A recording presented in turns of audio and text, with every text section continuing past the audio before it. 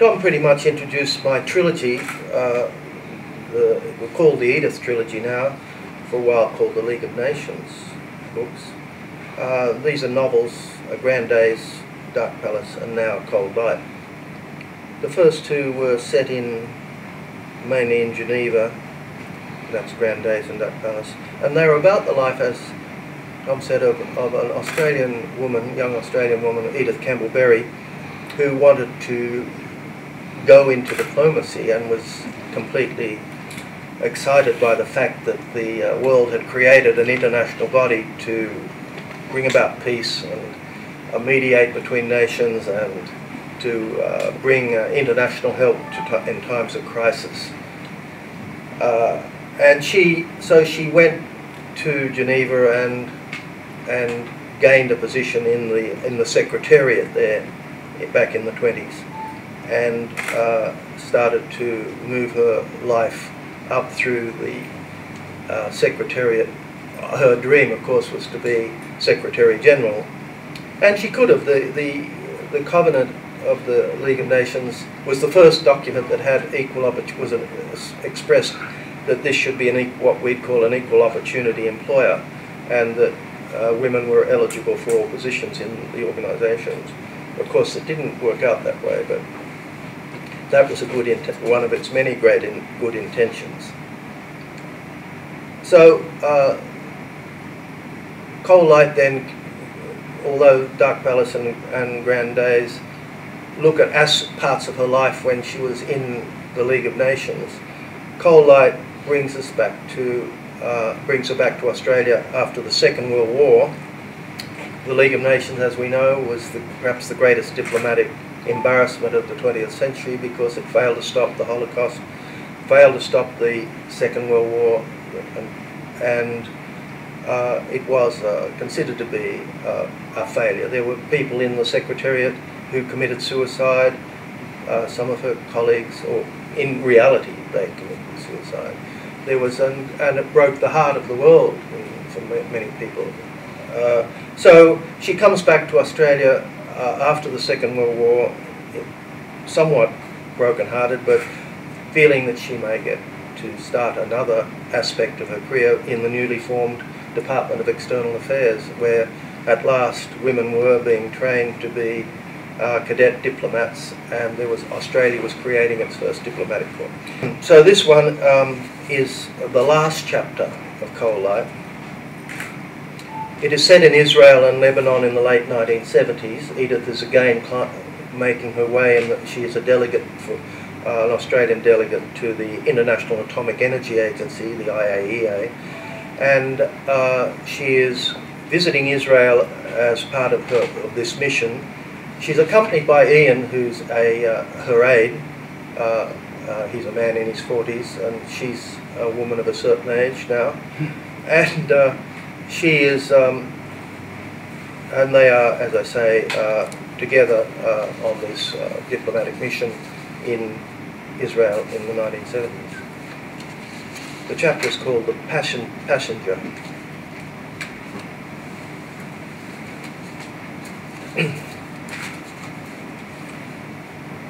Next day at the King David Hotel, a young Israeli colonel in a uniform came to discuss the Beirut trip. She knew that Ian was still assuming that he alone would go and that she would stay in Tel Aviv. The Israeli was probably a public relations colonel, not a combat colonel, she thought. He seemed to direct his conversation to Ian, but she cut in, saying, "I was in Beirut. The year doesn't matter. Before the last war, the Second World War, that is." She nodded to post-war born Ian. And then she said, "I'd really love to see it again." She beamed at the colonel. "Back then, I spent many nights at the Kit Kat Club." What a heavy curtain the Second World War was for the young, a divider of the generations. Yet for her it was a part of a continuous flow of her life. There was no great division in her life caused by the war or the 1920s depression and the present. It was a single, strong flow. "I wouldn't call it sightseeing," Colonel Yazar said, laughing, a hint of dismissal, and looking to her directly for the first time, maybe interested in what she'd said, perhaps trying to imagine her perhaps back in the Kit Kat Club at Beirut, perhaps doing the Charleston or the Black Bottom. Ian tried to put her off with his knowing male voice and said, it'll be rough up there, Edith. There's a civil war and more going on. One of us should stay back alive to make the report. She deflected this objection with a glance which she hoped was withering. I've been in tough places, she said, and done what might be considered rather dangerous things in my time, Ian. In Beirut back then I carried a revolver. I had to fire a shot. I remember some intruder or a bandit, and a bomb was thrown in the street. She should not have used the word bandit, she thought. This definitely caught the attention of Colonel Yazar, who asked about the pistol.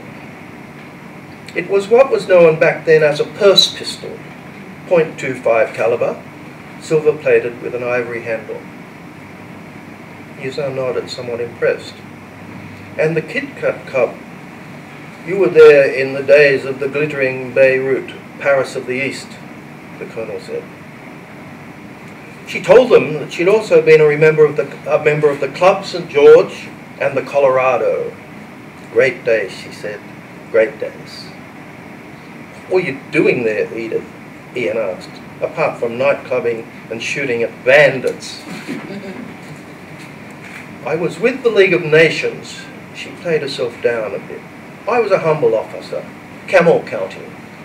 She said the trip back to Beirut would mean a lot to her. Yazar said, well, all care, no responsibility. The trip is officially invisible, he said. It's off radar. Of course, she said. She was somewhat enthused now. I came across from Paris to Beirut on the old Orient Tourist Express, but she then saw that she'd lost their attention and shut up. After Yazar had left, Ian said, we'd better take our hip flasks, Edith. The Colorado is probably closed. She would indeed take her hip flask, and if the Colorado was open, maybe Jerome would be there, playing away, staring out, expressionless, into the crowd, looking for a pretty young woman. She would go to Jerome in the break, visit him in the chambre d'artiste, and he would recognize her and show great pleasure, saying, "Ah, ma belle dame, oh, Australienne," and would open her arms to her, and she would then open herself to him. However, next morning, as they gathered in the lobby of the King David Hotel, she was amused to see that Ian had his safari suit pocket stuffed with gear, maps, binoculars, a camera, a shortwave radio, and following the Israeli custom, he also carried a litre plastic bottle of water. Of all the weapons, she said, the machine gun is the one most full of evil intent. She firmly handed back the gun. But what grim, shapely beauty, she added. They didn't comment. Too much was now happening outside. She thought there was no beauty in the A-bomb, even in its geometry. In fact, it had been known as the Fat Boy. Scraper, her old friend from school, now dead, would have had something to say about its geometry and its relationship to the universe. She could not yet see the will or the machinery in world organization which could stop some of the final mad destructive use of these weapons and the partial destruction of the planet. There had been for a long time a dream that one day the weapons would be so destructive that no one would ever dare use them, and that they would bring about a permanent stalemate, a perfect deterrence, and maybe a perfect point to disarm. Had the second half of her life, though, which had been devoted now to peaceful use of uranium, was that yet another lost cause? Was the world too hard to manage sensibly? Did our species always move on towards its own destruction? Or were the destructive ones always ultimately contested and beaten by those who were driven by impulses of enhancement, progressive amendment of the human condition, the negotiated life? Was there a balance of deterrence here? Was the evolutionary direction of all species really towards survival? Or were we the only species which wished to become extinct, destined for extinction as part of the order of things? Were we a species too dangerous which had to go from the planet? Just reading the other day a novel by I never get his initials right, DBC Pierre, in which he was talking about the seductiveness of weaponry to young men, and your debate between the Colonel and Ian reminded me of it. So we can have questions now. Could I ask to begin with, since I haven't read the novel yet, does she have any connection, view? Is there any dramatic input into the book from the atomic tests in Australia? Yes.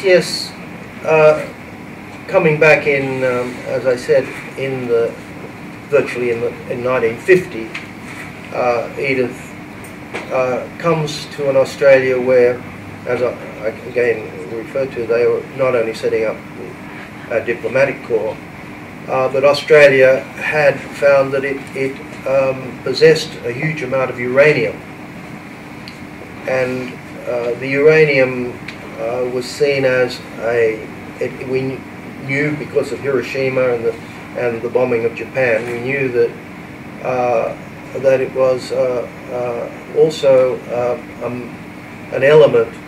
Uranium was an element that had this other side to it. It was capable of creating huge destruction, but we knew it was also capable of generating power, which could be used for peaceful purposes. And the world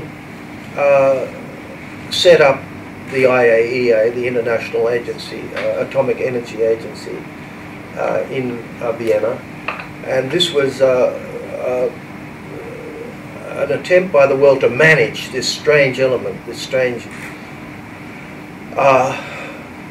element that had the two faces of destruction and of the offering of a better life. As a matter of fact, it was considered that once power stations powered by uranium, atomic energy, were set up, that in fact it was stated in Australia and the government and internationally that it would be foolish it would be so cheap, the electricity would be so cheap that it would be foolish to build people for it, so it should be free, and that this power also would power it would ultimately power aircraft and ships, and ultimately a time of huge prosperity would settle on the world, it would be all generated. A fine new world would be generated by uranium. There was great enthusiasm then for mining it in Australia, and the government took the lead here.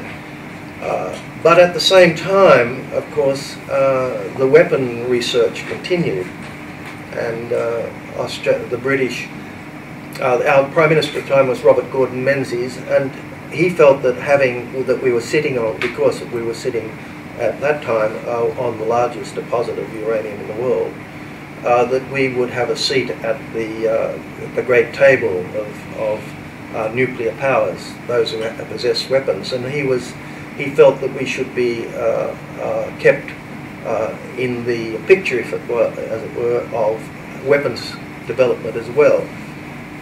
Consequently, the Australian government agreed to a request from the British government to test atomic weapons in Australia.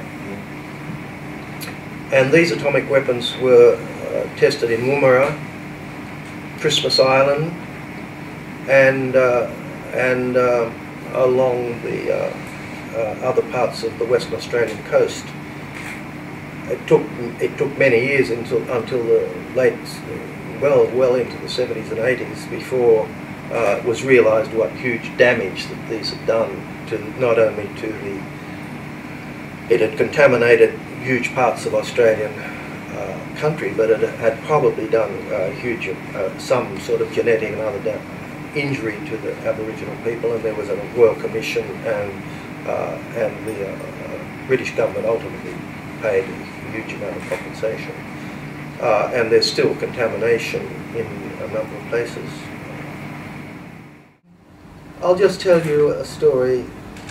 But there were a lot of young people, there were journalists, there were young diplomats, and it was a pretty wild world. And I'll tell you a story in my, and it's perhaps one of the most remarkable and moving episodes of my writing life. I was researching, as Thomas said, I went to Geneva and spent 4 years there researching the League, working in the archives.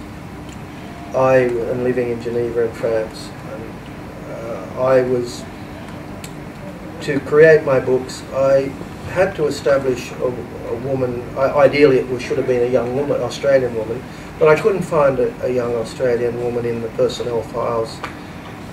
There were Australians who'd worked there, but I wanted someone who'd had a large, fitted my time frame and had a large block of time, had worked there for right up till the end.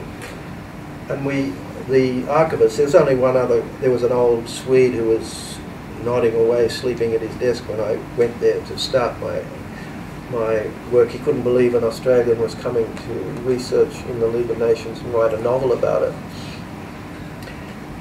He identified a Canadian woman, Mary McGeechee, and identified this woman as being fitting the time frame and having some progress up through the Secretariat. So I started to research this Mary McGeechee, and I found that I was so fortunate. She was a very active, she thought a lot, she wrote a lot she had proposals and ideas and schemes. She argued a lot, and she wrote, and there were memos flying backwards and forwards. She was only a junior member of the Secretariat, in her 20s. She'd had a science degree, and she'd worked for John Latham in Australia, and so she had some political experience.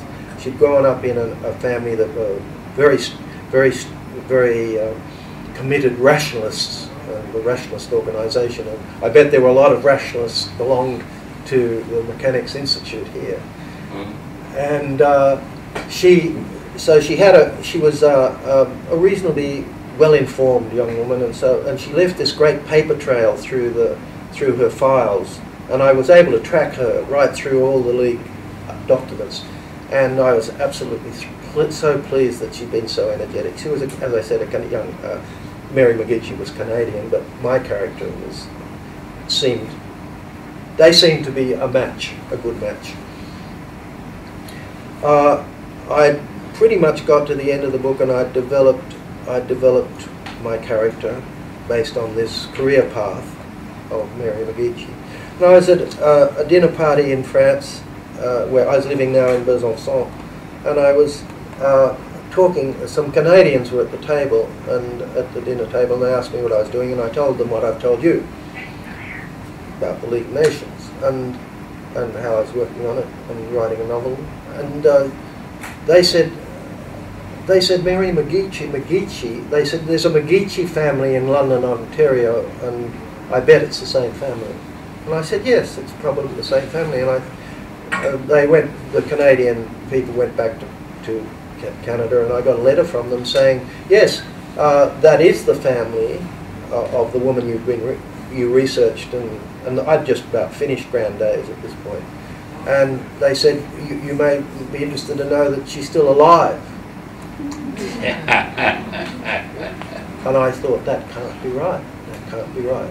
And I did my maths, and I thought, oh yes, of course she could be alive. She'd be in her 90s somewhere.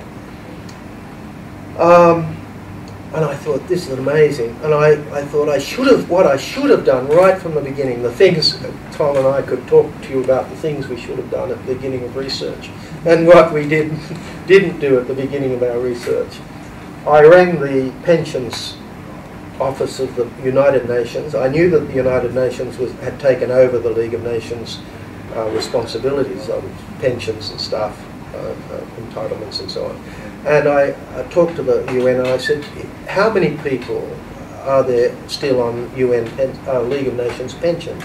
I thought this could be a way forward. And they said, they came back to me in a week or so and said there's only one person in the world on a League of Nations pension, and that's Mary McGeechee in Canada. I thought, God, I had to meet this woman. I was living, as I said, in France. I flew to Montreal. I rented a car. She was living in a village in upstate New York, being looked after by her adopted daughter and the adopted daughter's husband. So I drove to Keene Valley where they were living, and I what is called a cold call. I thought if I write to them, they'll say, oh, she's too old, she's too sick, she's frail, we don't want to disturb her, she's in a nursing home or whatever. I thought to myself, I don't care what state she's in, I must meet her. I must meet the last living person from the League. And so I knocked on the door in Keene Valley and explained what I was doing, and the daughter said, no, you've got the wrong person. My mother, or her, she'd been adopted by Mary McGeechee. She said my mother didn't, as far as I know, have anything to do with the League of Nations, and she's never spoken about it. And she said, we'll ask, and I went and back to the hotel, and then they rang next day and said, yes, you're right, she was connected with the League of Nations. The adopted daughter hardly knew what the League of Nations was. Yeah. So next day I went over to visit, and there I went taken into the living room, and Mary McGeechee was lying on a couch, and she had a rug over her. She'd had a hip, broke a hip that month, and it was really like going through the mirror of history. It was like something Alice in Wonderland. I still had trouble believing that this person had been there, and all those events that I'd recreated, and all those meetings that I'd recreated, and all the research and files. Here was the woman. I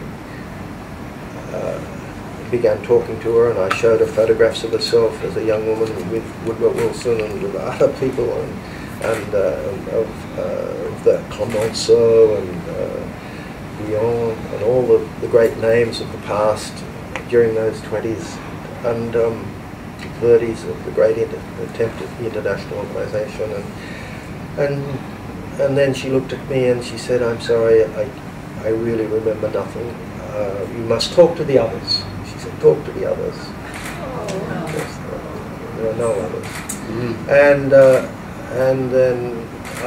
then she said, and then I said, well, you're the last living member. It was a bit like finding someone still alive on the Titanic. And then she took my hand and she said, why don't you tell me about what I did, and tell me about my life then? And because I can't remember much. Tell me about my life. And the role of the researcher is now, the role is reversed. I am now giving her information, and when I came to get information from her. In fact, I didn't have really I had lots of questions, I suppose, but essentially, as I said, the book was finished. So each day I would go and talk to her, and I'd say, now here's a photograph of you at the disarmament conference in 1931, and she'd say yes. And sometimes then, after a while, she'd remember just little details, but not much. And every day I had to reintroduce myself. Most of you would have dealt with people. We found out, first of all, she put her age up to get into the League of Nations, get into the Secretariat. She didn't want to seem too young.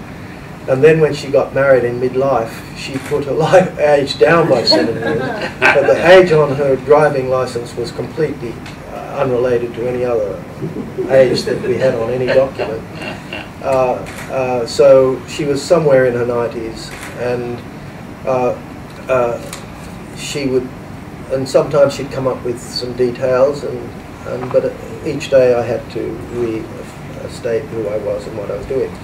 But we made progress through the documents and so on, and then, of course, one of the things I really wanted to know, I knew a lot about how the Secretariat worked. What I wanted to know was all these young people, and I knew they had clubs in Geneva where they all went and they danced the Charleston and the Black Bottom and the Foxtrot and other dances. I knew that there was wild great life, social life,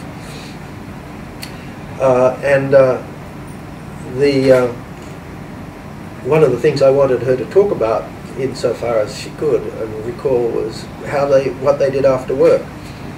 And I was pussyfooting around this. I was trying to be a little indirect, and she again took my hand and she said, "Mr. Moorhouse," she said, "I understand what you want and what you're asking." She said, "But I was not a naughty girl." And then she said, "However, I was a friend of naughty girls."